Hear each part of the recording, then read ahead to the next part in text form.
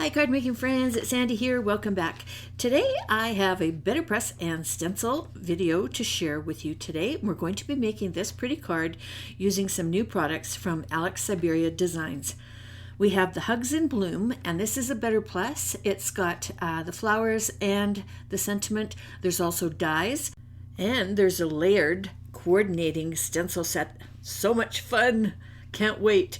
Okay, the inks we're using today from Simon Says Stamps: Carnation, Peony, Rose, Jade, Eucalyptus, and Juniper. And the little yellow is going to be the Zest, and we're using some blending brushes as well. I like to use these inks in particular because there is a light, medium, and dark of each color, making it super easy to ink blend layers of these colors. Okay, we're going to start with the BetterPress, and this time I am going to heat emboss with the BetterPress instead of inking it. So you put your paper the same as you would, you put your plate the same as you would, then you're going to use your anti-static tool and get rid of anything sticky on your paper. You're going to take your Versamark ink pad and you're going to ink up your plate, okay, just like you do with regular ink. Place your paper over top, run it through your machine, okay? And then you're going to cover it with black embossing powder, shake off the excess, heat set it, and you end up with these pretty images. And I did the same thing with the sentiment, but I did it on black paper and I used white embossing powder. Next up, we're going to do our stenciling, and I'm going to use the largest of my Simon Says Stamps craft tacky mats. This is a nice big one, and I'll show you why in a couple of minutes. We are going to center one of these images onto the sticky mat, okay? And then we're going to get our stencils out. There's 4 stencils in this set, and they're numbered in the top left-hand corner, which makes it very, very easy and convenient to use them. The stencils line up really well, but I would suggest that you take your time when you're lining them up because you kind of only get one kick at the can at this. If you've got your stencil off a little bit, then your ink blending is going to show up perhaps in a place that you don't want it to be. So as you can see, I'm being extremely particular about where I'm putting it. And here's one of the reasons why I'm using this really large tacky mat is it's going to hold my stencil down for me. I have a little legend here for my colors just to make sure I'm using them in the right order. I always mix up ink pads. Okay, and I'm using these Altenew blending brushes. I quite like these. And I'm using the back of my little legend there to do my kind of tapping off of the ink to make sure I don't get any blobs. And I'm starting with the lightest color, which is Carnation. And I'm also starting from the center of each of the petals and working my way out because I want the darkest of the ink to be near the center of the flower, just like they are in real life. Okay, and I'm doing this in real time. I'll speed up eventually, but just showing you that you just want to carefully work your way around the stencil, starting at the bottom of each petal and pulling the ink up. And I'm also leaving some white at the top of the petal. I'm not covering the whole petal. I like a little bit of contrast in my flowers, kind of like the sun shining down on it and you can't really see, you know, the tips of the petals. That kind of an idea. Okay, so here's my first level. And I'm going to try and pick this up. This is a very sticky tacky mat. So I'm going to use my tweezers to lift the edge of that stencil and pull it away. Okay, and then we're going to grab stencil number 2 and we're going to do the next section. So each of these stencils colors a different set of petals. So you kind of have to fixate on one of them in order to get it lined up to figure out which way your stencil is going. And you can see obviously that I did the BetterPress what I thought was straight up and down, but when they designed these stencils, it was actually on the angle with the leaf at the side and not at the bottom. Okay, so I'm coming back in with, I'm starting with Carnation, okay? I'm going to start at the center, again, of each of the petals, and then after I get this first coat down, I'm going to come in with the second color, which is the Peony, and darken it up a little bit. It's kind of like coloring with Copic markers. You want to flood the area with the first color, and then bring in the second darkest color and the third darkest color and build it up so that it's, you know, there's not a big line and a big contrast in colors. Blending them together, it makes them look a lot more natural. Okay, so again, I'm coming in, I'm just putting a light coat in. I'm leaving a little bit of white at the tips of each of these petals. Okay, and then I'm going to close up the carnation and I'm going to bring in peony, not rose, peony. There's why I double check my little legend to make sure that I've got the right color. Here we go. Okay, now that we are using the right color, we're going to come back in and I'm going to use the same blending brush because it's just going darker of the same family color. So as you can see, number one, I have sped this video up a little bit. Number two, again, I'm starting at the bottom of each of the petals and pulling out a little bit of that color, just part way. And there's little tiny petals, you can color the whole thing. Okay, picking this stencil up. Oh, look how pretty that is. We got nice contrast going on already. Okay, stencil number 3. And we're going to be really careful about lining this one up. And this again is petals. The 4th stencil has the leaves in the flower center. So again, be careful with lining it up. That's the most important part. I'm going to go back to the carnation just really quickly. I'm going to clean off my little blending brush here. Go back to carnation to bring in the initial soft color for the background. Going about 3/4 the way up of each of the petals, leaving white at the tip. And this is the base color. Okay. I really like this set of pinks. It's a really nice combination. And I'm trying a new green with it today. So jade, eucalyptus, and juniper are the colors I'm choosing. And I'm also going to build some cardstock to match the green leaves to finish off my card. Okay, back to the flowers. I am just finishing up adding the peony, which is the middle color, to the base of each of these petals. And then I'm going to switch over and go in with the rose. Okay, so that being the 3rd color on my legend. So with this color, you want to be a little careful. It's very dark and my ink pad is really juicy. And so right away, I decided to change over to a smaller paintbrush or blending brush. This is a 0 from Waffle Flower. I like these. And again, I'm being very careful to start at the bottom of the petal and then just pull out. I'm also holding down the stencil because there's kind of a big angled piece there and I don't want the pink to get underneath my stencil. So just work your way around, pulling them out. And as you notice, I'm not doing this to all of the petals, okay? I left the first ones quite light.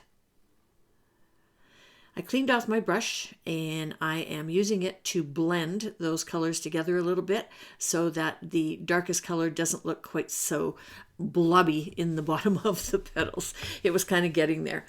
Okay, so we're into the final stencil. And again, this is the leaves and the flower centers. So that's what you want to line up. And I'm going to do all 3 layers of the green ink with one stencil. So again, we're going to pretend that it's the same as Copic coloring. You're going to flood the area with the lightest color and then start adding the detail and the shadow with the other 2. So again, I have an Altenew. I think this is a 1/2 inch brush. I'm starting with jade, working to eucalyptus and then to juniper. And starting at the bottom of each of the leaves as well. I'm just cleaning my brush off because I don't know what color I used it on last. Okay, so for the little tiny leaves, you can just fill the whole thing. For the larger ones, pull from the bottom closest to the flower and then pull out. Basically not overly important for this level. Okay, and now I'm moving on to eucalyptus and again pulling, and I'm actually doing kind of a push-pull instead of a circle, just so that I'm pulling that ink just out about halfway on the leaf. And we can come back in and blend that later. I'm going to switch over to the smaller brush. This one is one of the Spellbinders tall skinny brushes. I quite like these too. Kind of giving you a variety of brushes I like to use. Okay, so, and this is easier for pulling in small sections, which I have to do now. So now we're going to juniper, which is the dark color. And again, be careful, it's very dark. So I blot a lot of it off before I start pulling it out on my leaves. You don't want it to overpower the whole leaf. You just want to add shadows up close to where the petals on the flower are. Okay, and basically there's not much you can do about the little tiny ones, so you just kind of do your best. I think I just end up flooding the whole thing with a dark color. Okay, and I'm going to pull it out just a little bit more. I'm going to clean my brush off and go to the medium. That's the eucalyptus, and use that to blend out the darker color a little bit. Doing that last little step really helps to blend them together, and they don't, they don't look so, I don't know, there's not lines in them, and they look more blended, they look more natural. I don't know the word I'm looking for. It's early. I haven't had my second cup of coffee yet. Okay, so getting rid of all the greens, we're going to bring in yellow, and I'm using Zest. And I've got a clean brush for this and a small one again. And you only need one color in here. There's a lot of black detail in there, so blending more than one color, it's not going to show anyway. Okay, and the easiest way to peel this off is to let the mat do the work for you so that the paper doesn't tear. Isn't that pretty? Now let's make a card. So the first thing I'm going to do is use the coordinating dies, and we are going to line them up with our flower and our sentiment. I've got two sentiments here. One of them's got a little bit of a blob at the top of the H, and so that's why I switched which one I was going to die cut. Okay, just adding some tape to hold that in place. We're going to do the same thing with the flower dies and line those up. They line up beautifully. Alex always does a really nice job with these. And don't you just love her flowers? She's just the queen of flowers, I gotta tell you. Okay, so we're going to die cut these, and then we are going to be ready to play with our card. So we're going to set these aside for just a minute while we work on our card base. And I've got a white card base, top folding A2 size, so 4 1/4 by 11, scored and folded at 5 1/2. And then I have this panel of eucalyptus, and I'm just kind of dry fitting everything. I like to audition everything to see where I want stuff to go before I start gluing everything down, and moving the sentiment around to see kind of where I like that. So the first thing, I'm going to make this panel smaller. This started at 4 by 5 1/4. I'm going to cut it down to 3 3/4 by 5 because I want a bigger mat. You could also go with a white on white and just not worry about any green, but I decided that I kind of really liked this green and I wanted it to fit in there. Okay, so I like the 3 3/4 by 5 much better. If you don't have eucalyptus paper, just use your ink and a white piece of cardstock and make your own. Ink blend it until it's nice and solid, and then trim it down to size. As you can see, I have been prepping. I have a scrap piece of paper that I have taped my cardstock to, and I'm now taping a stencil to it. And this is Alex Syberia Designs Falling Snow Stencil. I'm going to be using this Ultinew embossing paste and a palette knife. And I am going to add some white spots down kind of the left-hand side, just to add a little what I like to call background noise to this project. I'm also going to do some black splattering, so just to add, I don't know, some interest to the card. I really like splatter. I find it just really kind of zoomies everything up.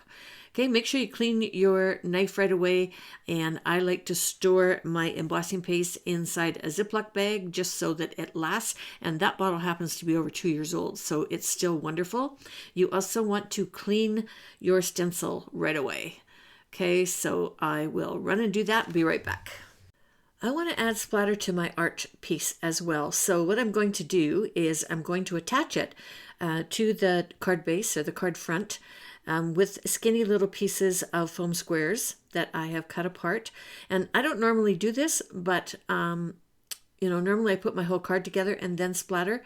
And I kind of decided that because the embossing paste is not dry yet, I kind of have to be careful about how I do this. So I'm going to leave it on the paper and let it dry. And I'm going to add my art piece to it. And I'm going to angle it just like that. Okay. And now I have waited until the paste is dried because I figure I'm not getting anywhere with this. And I also want the black spatter on my card base as well. So this is Big Mama Foam tape from Simon Says Stamps. I've been using this roll for over 2 years. It's a really, really good value. And I'm attaching it all here. I'm removing the release paper so that I can attach it to my card base, which I should have done in the first place. So if you're going to make this card, do the colored cardstock embossing paste first and set it aside to dry. And by the time you finished stenciling your art project or your art piece, it will all be dry and you can put your card together to do the splatter. Okay, I am using the Positively Perfect Black Splatter Medium from Simon Says Stamps. First thing you want to do is you want to mix up everything inside the little jar, making sure that it's good and blended because the paint quite often sinks to the bottom of the jar. Don't shake it. You end up with bubbles all over the place and they don't make very good splatter. They kind of go very gray on you because there's not very much paint in them. So I've got this inside my splatter box and I'm using a fan brush and just testing the splatter, and then I'm going to add it to the front of my card. Put as much splatter as you want. I kind of like lots. And splattering you can do different ways. You can just kind of tap the brush or you can tap it on your finger. When you tap it on your finger, I find you get smaller dots than when you just tap it with your finger after you've loaded the brush.